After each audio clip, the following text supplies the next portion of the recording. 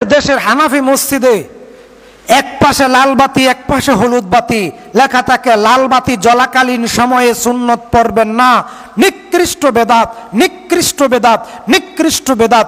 ইসলাম ধ্বংসের জন্য এতটুকুই যথেষ্ট।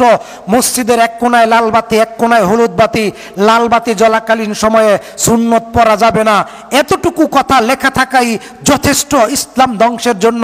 ওই বেদাতি মসজিদে নামাজই পড়বেন না। বিশ্বনবী জুমার খুতবা দিচ্ছেন, হঠাৎ এক সাহাবী খুতবা চলাকালীন সময়ে মসজিদে ঢুকেই বসে পড়লেন। বিশ্বনবী বললেন দাঁড়াও। নিজের খুতবা বন্ধ করে দিয়ে সাহাবীরে বললেন দাঁড়াও, 2 রাকাত পড়েছো নাকি? সাহাবী বলে পড়ি নাই। বিশ্বনবী বললেন তাড়াতাড়ি করে চটজলদি করে 2 রাকাত পড়ে নাও।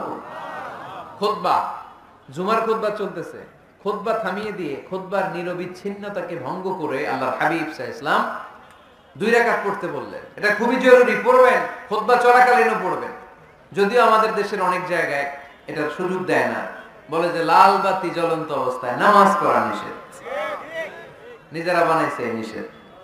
তো পড়তে না দিলে বারান্দায় পড়েন, যেহেতু খুতবা শোনারও গুরুত্ব আছে। হানাফি মাযহাবে খুতবাটারে ওয়াজিব বলে, খুব গুরুত্ব দেয়, এজন্য বলে যে এটা বেশি গুরুত্বপূর্ণ এই নামাজের চেয়ে। এটা হচ্ছে ওনাদের দলিল, কিন্তু ওই দলিলটা বেশি শক্তিশালী যে মসজিদে ঢুকেই 2 রাকাত পড়তে হয়, ঠিক কিনা?